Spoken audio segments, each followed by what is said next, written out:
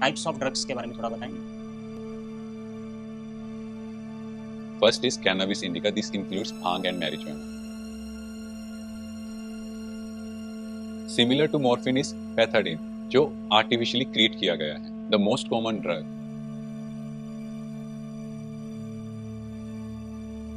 Very difficult. एक बार इनकी लत पड़ गई तो बहुत मुश्किल है इनसे सर्वाइव करना. और बहुत सारी पिल्स तो फॉरेन कंट्रीज में बैन भी, बहुत सारे Yes. देशों में बैन। और इवन इंडिया में भी आप ऐसे फार्मेसी शॉप से ये मेडिसिन नहीं ले सकते. डॉक्टर साहब, लास्ट सेशन में आपने हमें ड्रग एडिक्शन के बारे में उसकी डेफिनेशन हमें क्लियर की। अब आप हमें ये बताएं कि ये कितने प्रकार के टाइप्स ऑफ ड्रग्स के बारे में थोड़ा बताएं, और हमारे यूथ इस चीज़ को समझ के अपने जीवन में क्या परिवर्तन ला सकते हैं वो भी। तो ड्रग्स को अगर हम कहें तो मेनली 5 कैटेगरीज में हम डिवाइड कर सकते हैं. First is cannabis indica. This includes bhang and marijuana.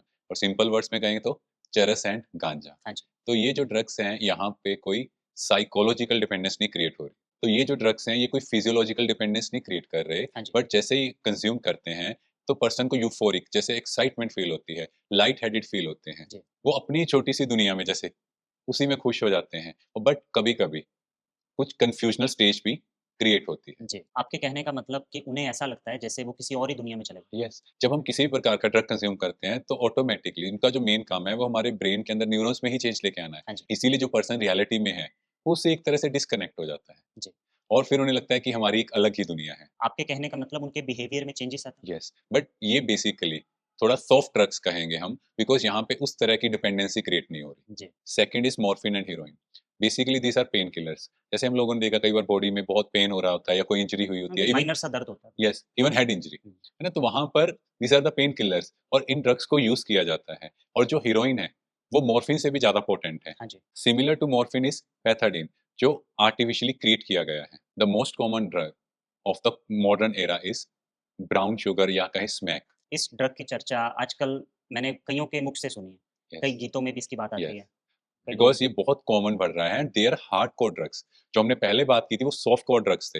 Hard core means very difficult. एक बार इनकी लत पड़ गई तो बहुत मुश्किल है इनसे सर्वाइव करना. हाँ जी। और अल्टीमेटली पर्सन किसी ना किसी क्रिमिनल एक्टिविटी में या हम कहें कुछ ऐसा अपने साथ या दूसरों के साथ कर देता है, बिकॉज ऐसी लत है कि इसके बिना वो रह नहीं पाते. यानी उसका खुद पर कंट्रोल नहीं रहता। यस, कंट्रोल तो अगर हम बात करें तो ड्रग्स में रहता ही नहीं है. हाँ जी। बट यहाँ पर उसके अंदर तलब, अर्ज इतना ज्यादा है कि वो कुछ भी कर सकता है, बिकॉज ये इस तरह से आपको फिजिकली एंड मेंटली डिपेंडेंट बना देते हैं. यानी इस लेवल तक एडिक्शन हो जाती है यस. कि पर्सन खुद भी नहीं समझ पाता कि मैं क्या कर रहा हूँ। यस.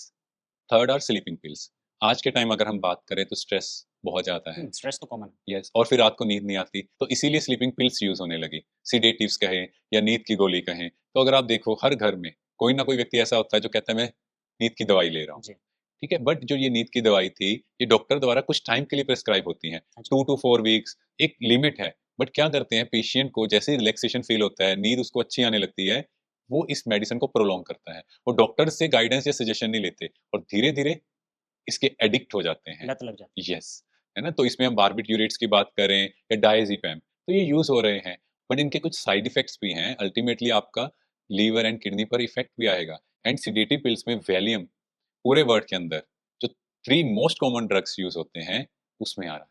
आप सोचो पूरे वर्ल्ड के अंदर कितनी लत लग चुकी है सिडेटिव पिल्स की. है। और बहुत सारी पिल्स तो फॉरेन कंट्रीज में बैन भी, बहुत सारे यस. देशों में बैन। और इवन इंडिया में भी आप ऐसे फार्मेसी शॉप से ये मेडिसिन नहीं ले सकते. बिना prescription. Yes, because sleeping pills के लिए, सिडेटिव्स के लिए प्रिस्क्रिप्शन मस्ट है. Fourth category is amphetamines. जो हमने फर्स्ट 3 कैटेगरीज की बात की वो ड्राउसीनेस एंड स्लीप क्रिएट कर रहे हैं. एंड जो फोर्थ कैटेगरी की हम बात कर रहे हैं एम्फीटामिन्स, वो पर्सन को अवेक करता है. इनको पोप पिल्स भी कहा जाता है. ये माइंड को स्टिमुलेट करते हैं, मीन्स आपको एक्टिव करते हैं. और इवन कुछ बच्चे एग्जाम्स टाइम में एम्फीटामिन यूज कर रहे हैं. ये आपके माइंड की स्पीड को, जो आपके थॉट्स का स्पीड है, उसको बहुत बढ़ा देते हैं. इवन पर्सन जल्दी जल्दी काम कर रहा है, उसका माइंड शार्प हो रहा है, बट वो फोकस नहीं कर पा रहा किसी भी काम पे. Over thinking. यस, उसकी एफिशिएंसी नहीं आ रही. इसीलिए स्टूडेंट्स को भी एग्जाम टाइम प्रिस्क्राइब नहीं है.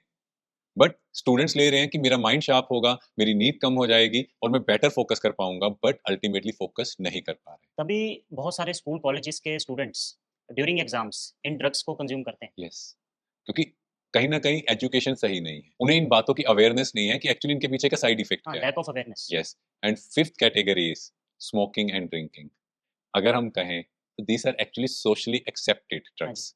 आज के टाइम अगर हम देखें तो सब लोगों ने इस बात को एक्सेप्ट कर लिया है कि ड्रिंक एंड स्मोक आज की सोसाइटी में एक कॉमन चीज है। एक ट्रेंड है, यस, एक कल्चर बन गया। एक कल्चर है और लोग इवन इसको सोशली स्टेटस से कंपेयर कर रहे हैं। अगर आप ड्रिंक और स्मोक नहीं कर रहे तो कहीं ना कहीं आपका माइंडसेट थोड़ा पुराने टाइम का है, हाँ जी, आप पुराने कल्चर को बिलोंग करते हो। जी, बट कहीं ना कहीं इन एडिक्शन का जो हमारी बॉडी पर इफेक्ट आ रहा है वो लोगों को भी इतना एजुकेशन नहीं है। सो इट्स आवर ड्यूटी, अगर हम लोगों को सिर्फ इतना अवेयर करें कि अल्कोहल और स्मोक भी एक ऐसे ड्रग्स हैं जो आपको धीरे-धीरे किल कर रहे हैं, आपकी लाइफ की ड्यूरेशन को कम कर रहे हैं, आपकी फैमिली हेल्थ को भी खराब कर रहे और हैं। लिवर डैमेज, किडनी डैमेज, कितने यस, नुकसान है। यस, लंग्स डैमेज हो जाते हैं यस। स्मोकिंग से। और जब ये चीज़ें पता लगेंगी तो ऑटोमैटिकली चेंज आएगा। जी, शुक्रिया डॉक्टर हिमांशु। Thank you.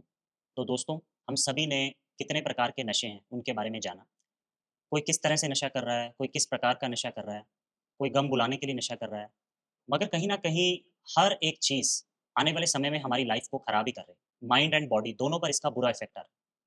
तो आप इस लेसन को इस वीडियो के माध्यम से लेकर जाएँ कि हमें अपनी लाइफ़ को कैसा बनाना है, अच्छा बनाना है या फिर एडिक्टेड बनाना है। तो मिलते हैं अपने नेक्स्ट एपिसोड में।